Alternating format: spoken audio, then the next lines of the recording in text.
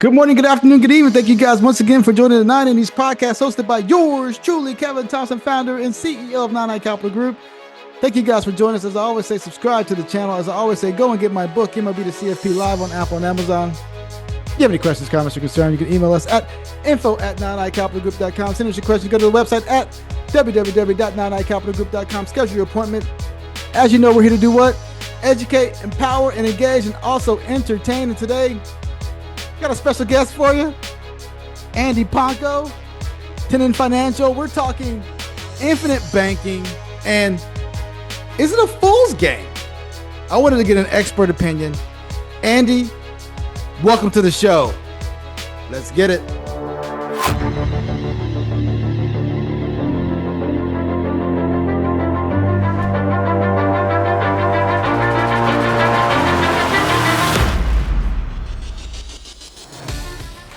Welcome to the show, Andy Panko. Hey, you know what? He's my twin because he has the CFP, the RICP, and the EA. He wants to be just like Kevin Thompson. No, I'm just kidding with you. How could I not? Welcome to the show, my friend. Yeah, thanks for having me. Looking forward to this. And great to see someone else with the same set of letters after their name. Oh, man. And you know how hard it was? I mean, again, we do things because we want to get educated. And this is what it's about. This is not a debate. This is not an argument. This is all about education. And people don't know this about Andy. He loves IULs. He lives IULs. No, I'm just kidding. I'm just kidding, by the way. I ate him for breakfast. But yeah, eats him for breakfast, man. That's right. Now, if you don't know Andy, he's always on social media, all on LinkedIn, combating the industry regarding the sales tactics in IULs, not the actual IUL itself, but the tactics and way it's sold. Right. He does a very, very good job. And I commend you for what you bring to the table, man. It's just phenomenal. And thank you for what you bring and the education that you give the audience. Thank you. I appreciate that. Not everyone has as positive of wording around my commentary about IUL sales practices as you do just now, but thank you for that. You and I both know it's the industry, man. There's people, you have your commission guys, you have your fee-only guys, you have all these guys in between, and it's our way is the right way, and everybody wants to fight about it, but that's not what we're here to talk about today. Right. We're here to talk about this conundrum that I've come across, and I'm sure you've come across it as well, this infinite banking and how it actually works. So we want to take a little deep dive because I know you have a vast wealth of knowledge in this area, because I'll start here. So on the 90s podcast, we're here to educate. And my understanding is that infinite banking is where you take a permanent life insurance policy. And again, normally, like I've read it's a lot of it's whole life insurance. I don't know if it's whole life, IUL, VUL, LUL, or LL Cool J. Who knows what the hell it is? But at the end of the day, you take this permanent life insurance policy and you want to become your own banker. And you borrow against that policy using the cash values that have been built inside the policy to put into other assets, theoretically removing your need for a bank. Do I have that kind of in a nutshell, like what the idea around it is? At a super high level, yes. Mm-hmm. Now, I'll be sure to bring this up because I think it's worth reading for anyone who claims to want to know about infinite banking. Yeah. The godfather of the term and the usage is Nelson Nash. And you hit the nail on the head so far, but he specifically says it should be whole life. Okay. Not any of the ULs, not LLUL, ladies love universal life, none of that. And there's a comment I just want to share in the book. Yeah. Briefly about, now this book predates indexed universal life. So there's only traditional UL and then VUL. But my guess is if you were to write it now, the gist would be the same. He says, in comment to could universal policies be used? He says no. He regards EFL and creating the first universal anyway. It says it was an attempt to unbundle the savings element and the life insurance element of a whole life policy, something that can't be done if one understands the concept of whole life insurance. Gotcha. So confident in saying traditional concepts of infinite banking would only be using whole life, not any of the universal products. Okay, so let's just stick with the whole life insurance then, because you and I both know we've seen it. You've seen it. I know you've done your you've done your research, not little research. You've done your research on the group, I don't want to name names, but the group that's doing the jigs on social media, and we know what they're using. We know what they're using about what they're trying to sell. So let's just stick with the whole life. Okay, so got it. The purpose is I'm trying to remove my relationship with the actual banking industry, and I'm going to be my own bank. Okay, so now I'm going to be able to borrow from this policy that has cash value to fund other operations. So that's high level, right? Whole Correct. life insurance. Yes. Okay. Yep. Now, here's my question. Being your own bank, this is question number one. Are we not effectively removing the banking relationship and now making the bank the insurance company? Because you're paying interest on the loan back to the insurance company versus back to the bank. Am I confused on that? Can you help me out with that? That's where I start to lose, I don't want to say respect, but people who call it a bank, be your own bank, that's a bit of a sleight of hand misnomer. To your point, you're not borrowing money from yourself. To be clear, you are borrowing money from the insurance company. They're making you a personal loan. You're paying interest to them. Your loan is collateralized, or the loan is collateralized by the amount of cash value you have in the policy. So in that sense, think about it loosely from this perspective. When you take a home equity loan against your house, you still own the underlying asset. You own the house. You're just borrowing against it. You're taking a loan from a bank who's lending you money. If you default, they come after your house. Yes. It's the same thing conceptually with borrowing into life insurance policy. You own the policy. That's your asset. It's still going up or down in value, whatever it's doing. You're separately taking a loan, in this case from an insurance company, collateralized by that policy. So you're not banking on yourself any more than you're banking on a bank who's lending you money. Where the bank on yourself thing comes from, and this kind of, you got to pick through the words, but in the book, what he's getting at is, and I don't agree with this view, is that when you buy a whole life policy from a mutual company, he specifically says mutual company, obviously, you are in effect a policy holder. Oh, I'm sorry, you are a stakeholder, a shareholder in the insurance company, and so everything they do, all the economics they get, it's indirectly you because you're an owner of that company. So he's saying, even though yes, the insurance company is the one lending you the money, you are in effect the insurance company as a mutual policy holder. Hence, that you're banking on yourself, and that I think is a stretch. Like, what if you own shares of Bank of America, and you get a Bank of America mortgage? Are you saying you're banking on yourself because you're a shareholder in Bank of America? No, like that's just stupid to think about it that way. But in this context, like he tries to make an argument for it. So. Well, you can't. You're telling me that I can't have a Bank of America account, or I can't own shares of Bank of America and then get a loan from Bank of America and then basically give myself that same loan? Is that what you're trying to say? Does it work that way? I'm saying it doesn't work that way. The book is trying to make it out as if it's that way, as if it's yourself because you're a policyholder in a mutual company. It's like that's a stretch to do that. So it's a stretch, my friend. So that's the reason why I asked you the question, because my man Andy Panko does these types of things, and this is what he does, man. Like, he reads a lot, he educates us. And here's my second thing I have with this infinite banking conundrum. So people really believe that if you put $1 in a whole life insurance policy today, you can borrow 95% of that policy money in year 1, year 2, year 3, but they don't understand the complexities on how the policy works, because that amount of money is not available in year 1 or year 2 or year 3 unless you absolutely overfund the policy to the point where you're up to the neck, where you have money to borrow. So that's one thing people don't understand. It takes 5, 6, 7 years for you to actually have money to say, okay, I'm ready to borrow against it. Am I correct on that? Yes and no.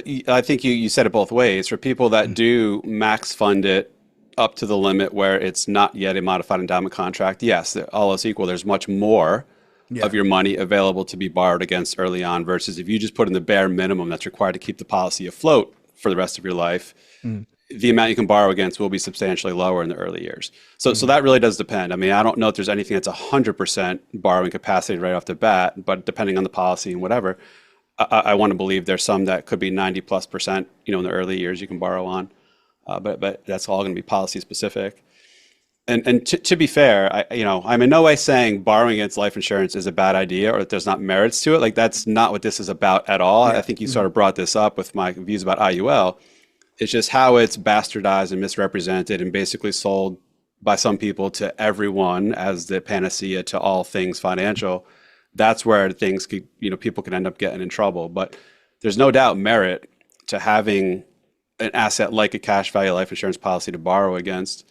For various reasons. The interest rates are lower than borrowing against like a margin account in a brokerage world where you're paying 11, 12% interest now. Yeah. Borrowing rates against a whole life policy are probably 5, maybe 6. I don't know. So depending on the year you bought it. Yeah.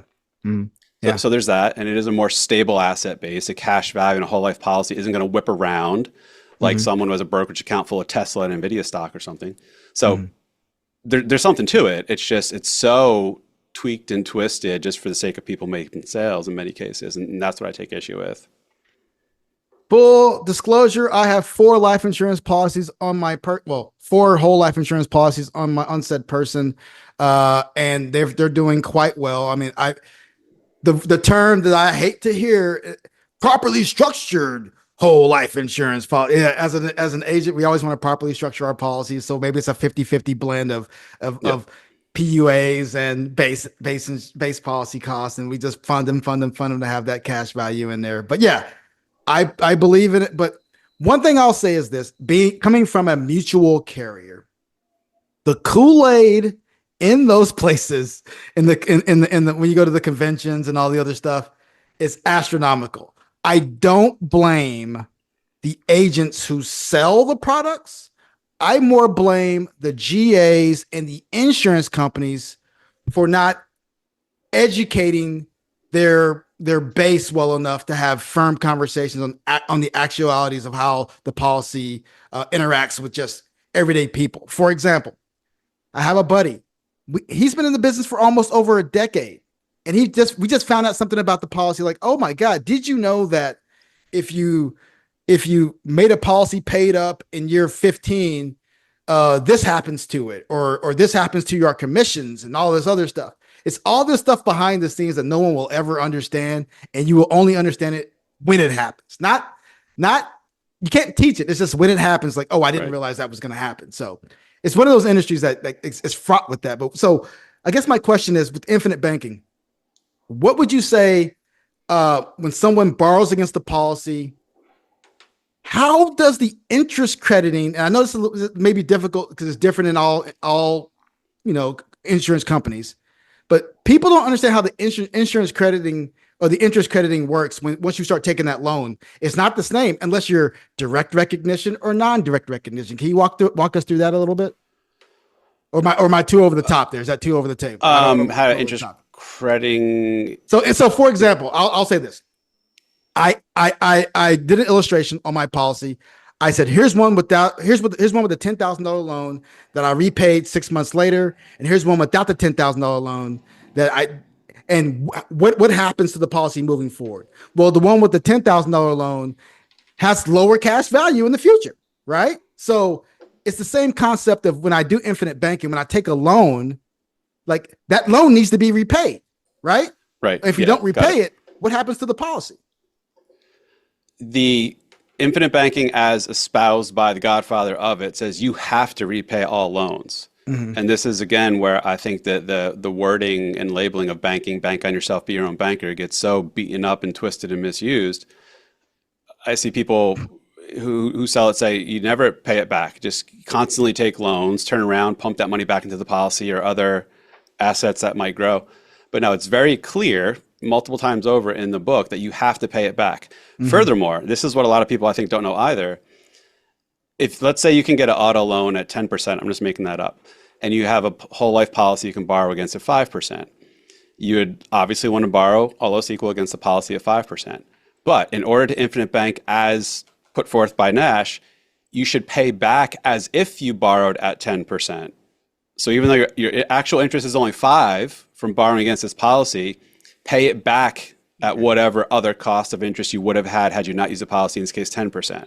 Okay. So he really doubles down hard on you want to keep just pumping money into this thing, mm-hmm. right? So the extra phantom interest you're paying, again, 10% on an auto loan, 5% on your policy, is just you putting more money in the policy to help it grow, to have a larger base to borrow against in the future.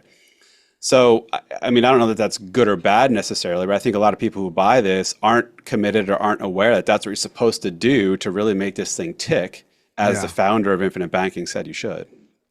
Yeah, and I find it concerning because you often hear that with IULs, like, oh, you can just take money out, and at 65 we can take money out and then we can start funding our lifestyle. Well, the cost of insurance at 65 is absolutely outrageous. Now, whole life insurance is different, of course, but I don't want to kind of confuse anything. But I think that's a misnomer in the industry, that people can just take loans and not pay them back. The policy has to be in a significant maturity phase where there's a bunch of cash, a bunch of interest crediting, there's compounding, all that other stuff. Yeah, that's fine. But in the first 5 to 7 to 10 years, that ain't happening, my friend. So I'm on the side of the fence right there with you. So who would you say infinite banking is suited for? Like, what if I'm an individual, like you just mentioned, I can borrow against my policy at 5% versus in prevailing rates of 10%, but then pay it back. Like, who is perfectly suited for this type of I guess strategy?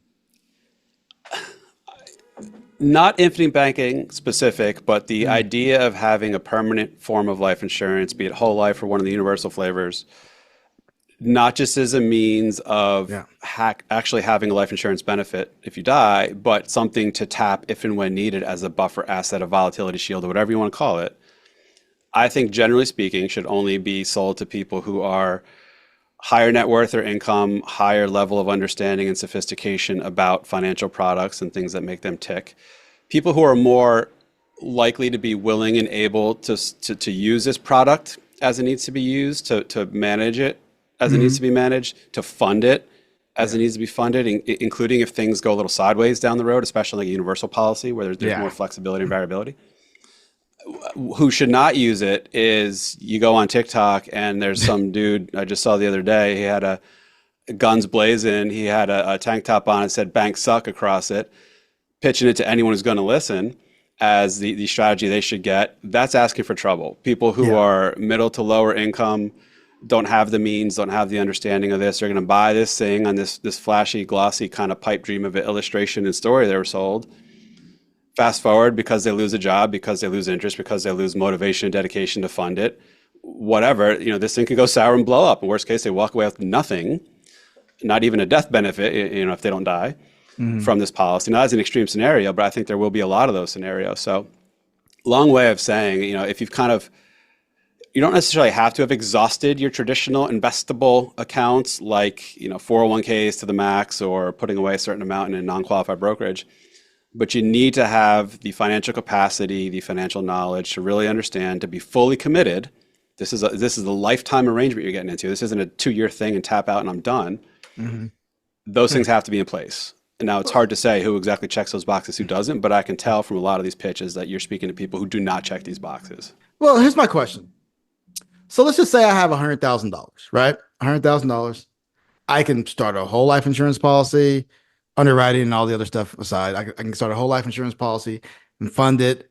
Or I could just literally go to a bank and say, here's my $100,000. I want to borrow against that $100,000 at whatever the prevailing rates are at this current time. Now, I still have my $100,000 at the bank, but now they're going to give me $100,000 for a loan versus having to put that $100,000 in a life insurance policy and probably, depending on how I structure, maybe borrowing 70-80% of that capacity year one, and then having to repay that loan back to make sure the policy continues to go in force every single year. Like, I don't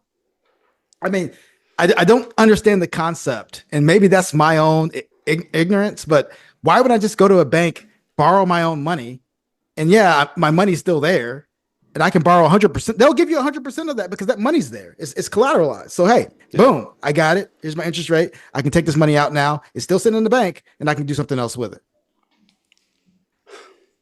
Is that a simplistic way to look at it? And I apologize if it is. No, it's not. And I think I have another comment here. Well, not think, but I know another comment about the extent to which you really be full in this infinite banking idea for it to really work as he. God, I'm not finding it. No, take your time, man. Take your time. I noticed I got all these little marks on my book here. I see you done your research. You done your research, man. That's good.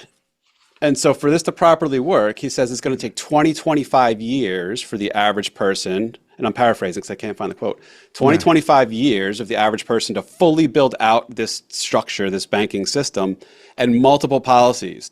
Insure as much as you can on yourself, insure as much as you can on everyone else you have an insurable interest in to make this work.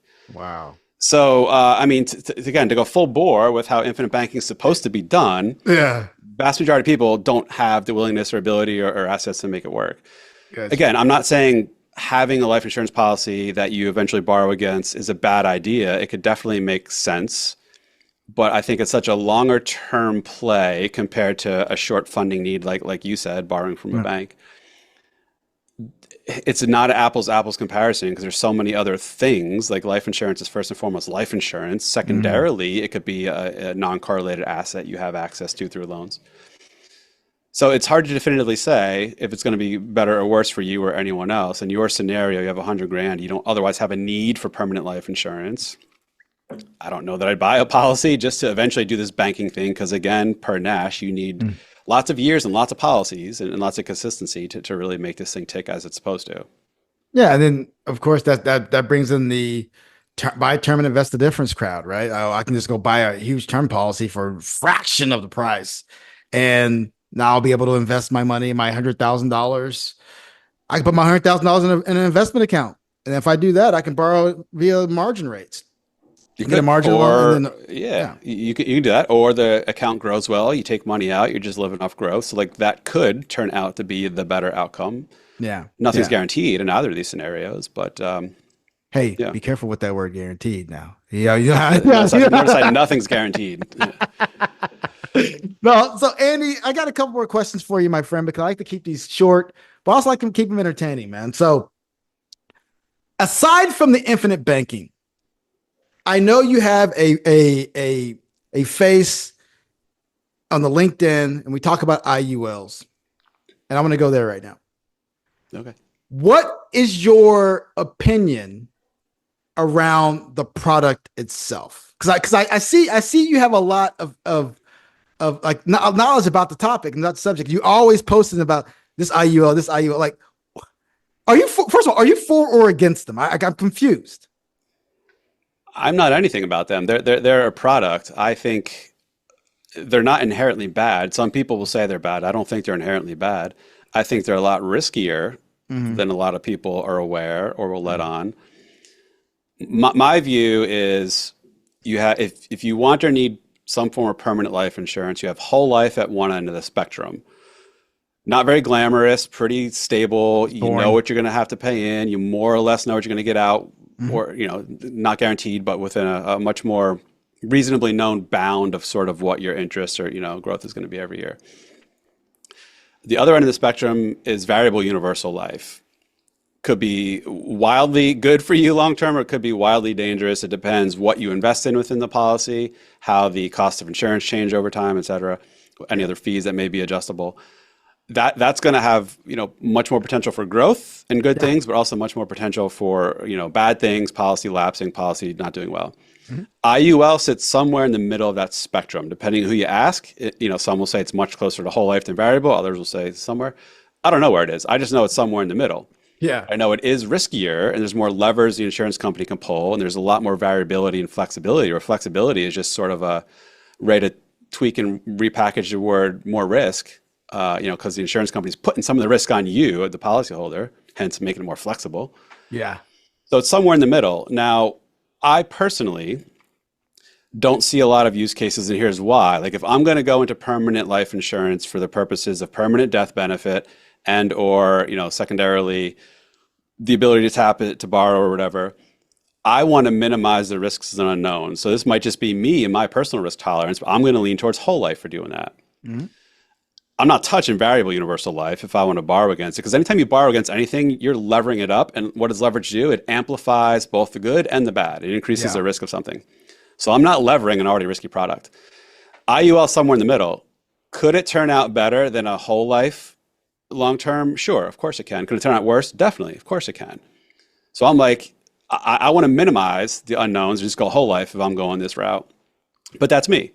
So if people are fully aware of the potential outcomes, the uncertainties, the unknowns, and they feel they're willing and able to take the higher level of risk that IUL has compared to whole life for whatever their reasons are for buying the policy, good for them. But I think so many people get this misrepresented to them by the people who sell it that they don't understand how risky it is. And that's my beef with it. So the product isn't bad. It's how it's used, how it's explained, how it's sold that makes the use cases inappropriate and many times, is my view. Andy Panko says the product's not bad.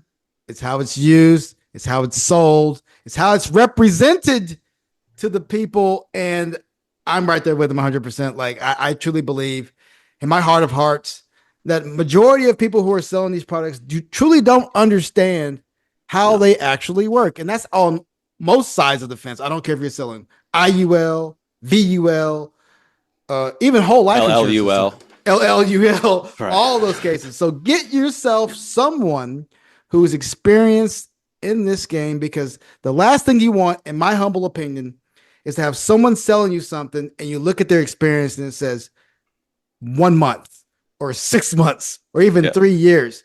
It takes a long time to actually understand these products because most people have yet to see them actually go through fruition. They're only I guess linked to, oh, these policies work. It's some old guy that's gray haired that's sitting at the at his cubicle. It's been there for 22 years, and you're wondering, why are you still in the same spot? Why are you not retired or doing something different? But that's their only link to something actually working. And in reality, most of the times, I'll tell you this, like most people have yet to see these things work. They're relying on academia and math. It should work, and they just haven't seen it. But anyways, Mr. Panko, tell me your last words for the group, my friend. This has been an honor and a privilege to have you on talking infinite banking. What do you want your last words of your last words of insight to be to the group? Permanent life insurance is not bad, regardless of what people think they think I think. That's not my view. It is not a bad product. It's how it's used that could potentially make it bad for you and your circumstances. And it's so grossly misunderstood, many forms of it, especially IUL, so grossly missold in many cases, not everyone, but a lot of people. So you got to be really careful with it. Again, the product itself isn't bad. It's how it gets sold to you that might be bad. So buyer beware.